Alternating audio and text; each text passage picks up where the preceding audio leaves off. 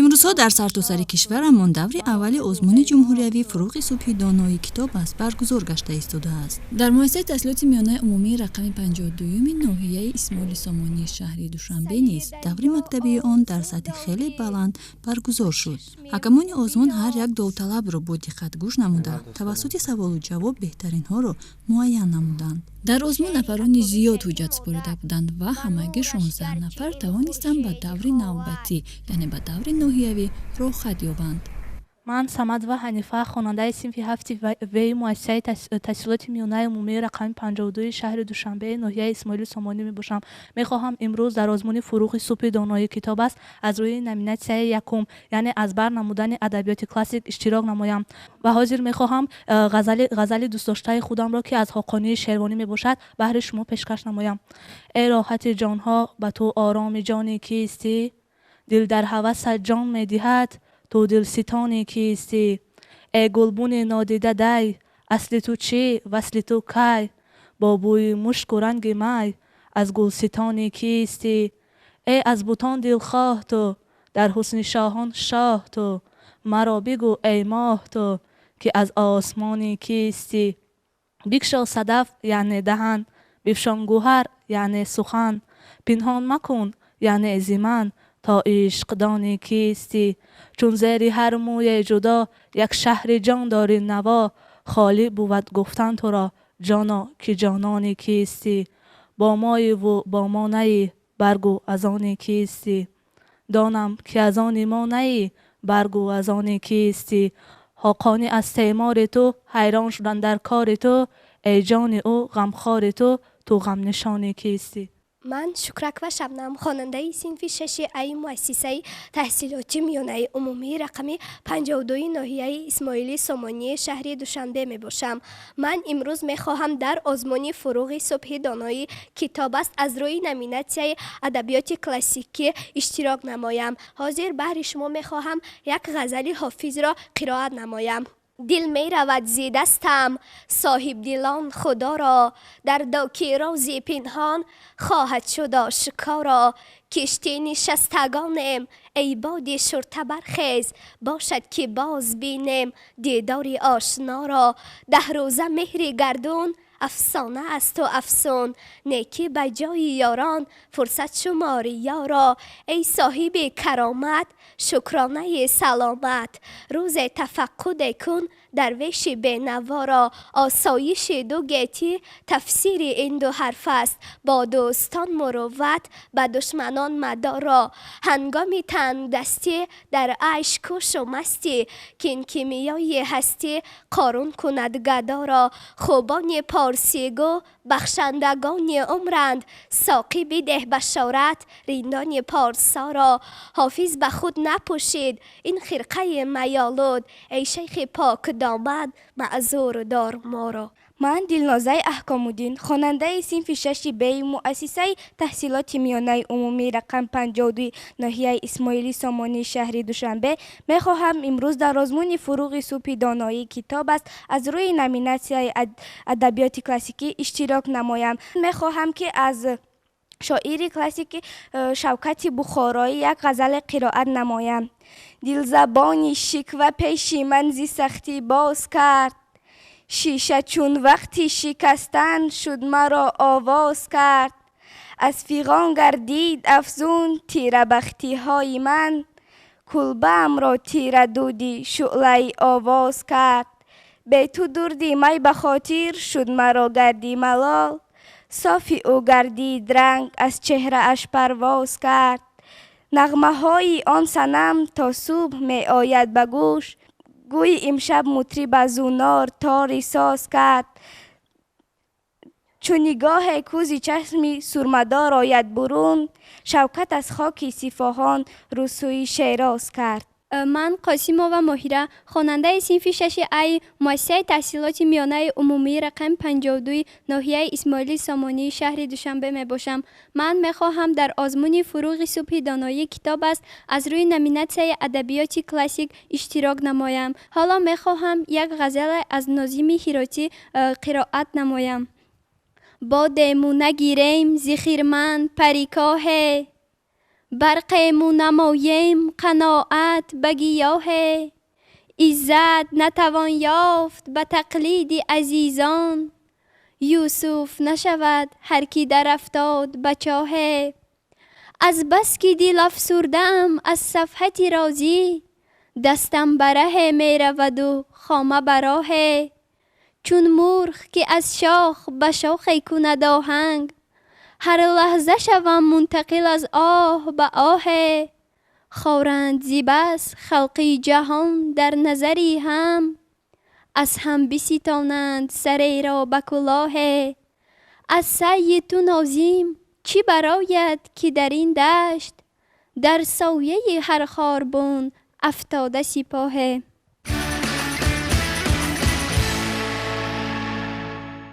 من سمیه عبدالفیاض‌الدین خواننده صنف 9 مؤسسه تحصیلات میانه عمومی رقم 52 ناحیه اسماعیل سامانی شهر دوشنبه می باشم. در آزمون فروغ صبح دانایی از روی نامیناسیای خواندن و از بر نمودن آثار ادیبان کلاسیک اشتراک می ورزم. غزل از نقیبخان طغرل. ای بهار ناز بهر زینت گلها بیا. سیر دریا آرزو داری به چشم ما بیا. کرده ام دور از رخت تمهید سامان جنون.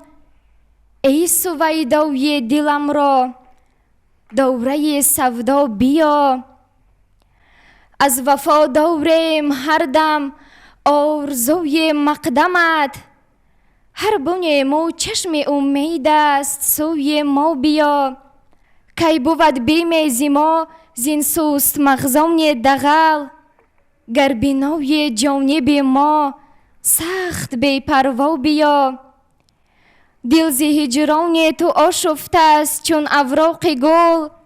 مرحبا ای غنچه جمعیت دلها بیا.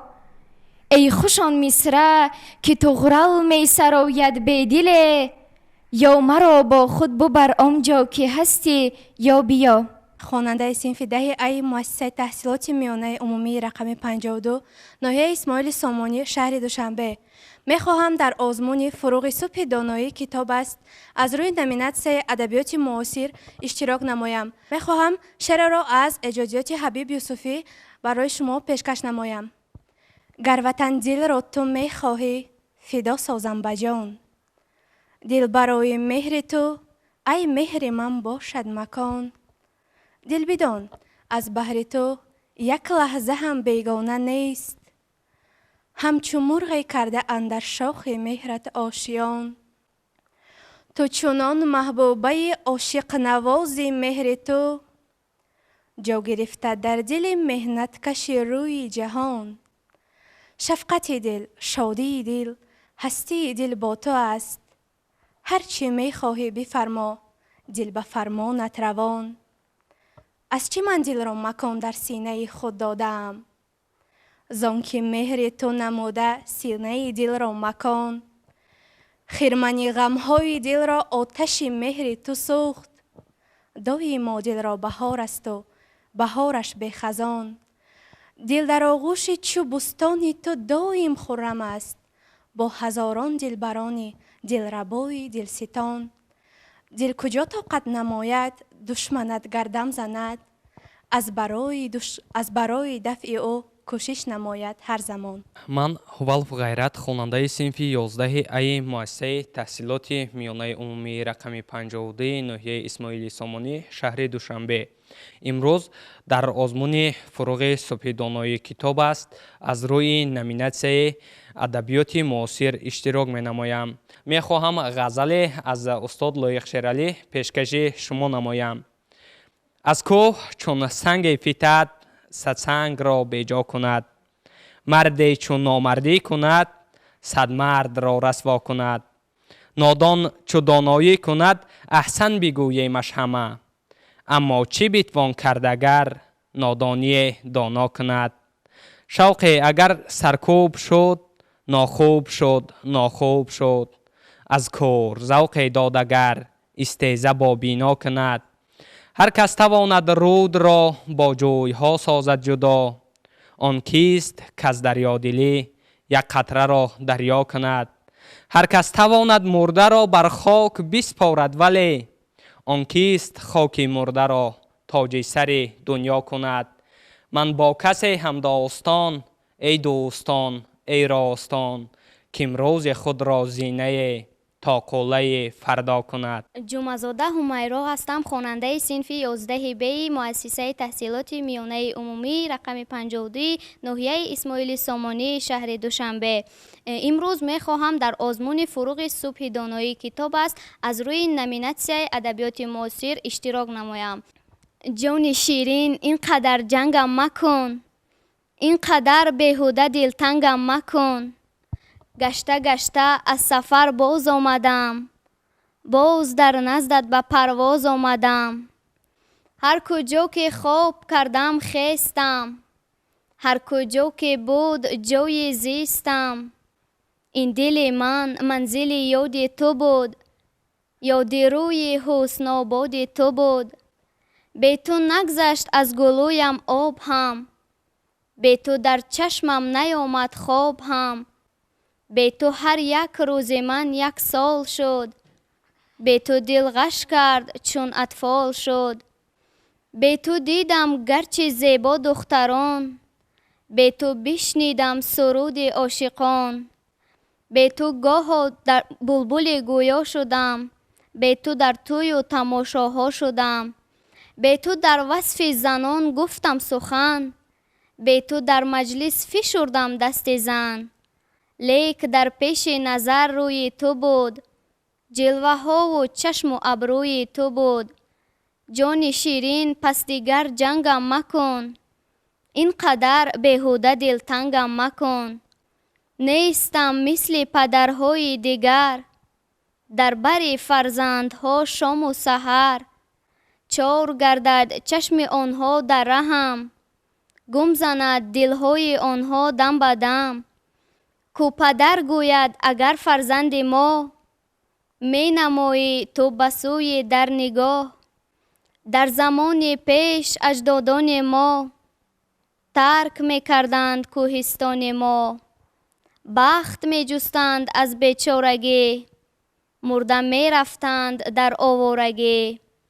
ما ولی از آن غریبان نیستیم، در سراغ بخت سرسان نیستیم. بخت را با مهنت آزاد خویش، کرد انسان سویتی پرورش. ما سفر داریم با امر وطن، با سپارش های خلق خویشتن. دوستی را جستجو داریم ما، از امانی گفتگو داریم ما. خلق ها را زندگی القا کنیم، مهر دل را هدیه بر آنها کنیم. آدمان از دوستی یابند بخت، دشمنی آرد به مردم روز سخت. قلعه از یک پایه دیوار نیست، باغ هم از یک بن پربار نیست. روی عالم دیدن است، نیک و بد را در جهان سنجیدن است. جان شیرین خود که آزاد از غمی، از غم مظلوم ها آگه کمی. من اندیره نصرالدین، خواننده صنف 6 بی مؤسسه تحصیلات میانه عمومی رقم 52 ناحیه اسماعیل سامانی شهر دوشنبه میخواهم در آزمون فروغ صبح دانایی از روی نامیناسیون کلاسیکی اشتراک نمایم. میخواهم داستان پادشاه ظالم و جوان سخاوتمند را بهر شما که نظامی گنجوی نوشته است پیشکش نمایم. در قصه شنیدم که باره بود است به مرو تاج داری، در سلسله داشت سگ چند، دیوانه شد چو دیو در بند. هر یک به صلابت گرازی، برده سری اشتری به گازی. هر کس که ز شاه به امان بود، آوردن و خوردنش همان بود. بود از نودموی شه جوانی، در هر هنری تمام دانی. ترسید که شاه آشناسوز، بیگانه شود بدو یکی روز. آهوی ورا به سگ نماید، در نیش سگانش آزماید. از بیم سگان برفت پیشی، با سگبانان بکرد خویشی. هر روز شدی و گوسفندی در مطرح آن سگان فکندی. چندان بین واختشان بدانسان که این دشواری بدو شد آسان. از منت دست زیر پایش گشتند سگان مطیع رویش. روزی به طریق خشمناکی شهدید در آن جوان خاکی. فرمود به سگدلان درگاه تا پیش سگان برندش از راه. آن سگمنشان سگی نمودند چون سگ به تبرکش ربودند. بستند و بدان سگان دادند خود دور شدند و ایستادند. وان شیر سگانی آهنین چنگ کردند نخست بر وی آهنگ. چون منعم خود شناختندش دم کنان نواختندش. گردش همه دست بند بستند سر بر سر دست ها نشستند. بودند با او چدای دلسوز تا رفت به دین یک شبان روز. چون روز سفید روی بنمود سیفور سیاه شد زراندود. شه شد ز کار خود پشیمان غمگین شد و گفت به ندیمان. کان آهوی بیگناه را دوش دادم به سگ انتخاب خرگوش. بینید که آن سگان چی کردند اندوه ورا چگونه خوردند. شهمان چی گفت که آن جوان مرد بود از دست آن سگان نیازرد. شه گفت چی کردیم؟ گفت 10 سال غلامی تو کردم. این بود وری که از تو خوردم. دادی به سگانم از یک آزار وین بود که نبود سگ آشناخوار. سگ دوست شد و تو آشنا نه سگ را حق حرمت و تو را نه. سگ صلح کند به استخوانی ناکس نکند وفا به جانی. مقصودم از این حکایه این است که احسان و دهش حصار جان است. من شکرکو سمرت خواننده صنف 4A مؤسسه تحصیلات میانه عمومی رقم 52 ناحیه اسماعیلی سامانی شهر دوشنبه هستم. من میخواهم در آزمون فروغ صبح دانایی کتاب است از روی نمیناسیون ادبیات بچگانه اشتراک کنم. شعر اکابر شریفی مادر به نورش گرچه این خورشید خاور فرا گیرد جهان را سراسر. نمی گردد ولیکن آن برابر با این پرقوتی با مهری مادر. فقط مادر به هر گرما و سرما همیشه بر سری گهواره ما. نکرده میژه تهبین شست شبها کلان کرد چو جان بگرفته در بر. وجودش چون به فرزند است پیوند ورا خواند به خود جان و جگر بند. اگر خار خلد بر پای فرزند دلی مادر شود محزون مقرر. برای فکر و یادی پر امیدش برای حرمتی موی سفیدش به جان هم خدمت و حرمت کنیدش نباشد تا که چشمش هیچ گهتر. من رخشانه پولاد خواننده صنف 5 و مؤسسه تحصیلاتی میانه عمومی رقم 52 ناحیه اسماعیلی سامانی شهر دوشنبه میخواهم که امروز در آزمون فروغ صبح دانایی کتاب است از روی نمینات ادبیات بچگانه اشتراک نمایم. شعر از استاد عزیز ایا استاد چشمم با تو کردی جهانی نو به من احیا تو کردی. ز اسرار سخن واقف نبودم سخندانم در این دنیا تو کردی. میجگانه آخوند بابا هستم. آموزگار فن زبان و ادبیات مؤسسه تحصیلات میانه عمومی رقم 52 ناحیه اسماعیلی سامانی شهر دوشنبه. چون به شعر و شاعری شوق و رغبت زیاد دارم و شعرهای زیادی را نیز در موضوع وطن و وطن دوستی ایجاد نمودم، امروز تصمیم گرفتم که در آزمون فروغ صبح دانایی کتاب است از روی نمینات شاعری اشتراک نموده یک چند نمونه شعری خود را پیشکش شما سازم. ای خلقی بلند طالع صد شکر که آزاده از صلح و صفا امروز فرخنده و دلشاده. با وحدت و یک دلی هم قسمت و هم رازیم. آیین وطنداری با امر خدا سازیم. بهر ره آبادی پیوسته کنیم کوشش. با عزم دلیرانه دایم به دو و تازیم. با امر تو ای پیشوا تاجیک همه تاجدار شد. جشن صده و مهرگان از نو پدیدار شد. فرزانه دل ملت با هستی تو نازیم. مانند کبوترها همبال به پروازیم. از نعمت استقلال گردیده وطن جنت. تاجیک پی این نعمت بست از کمر همت.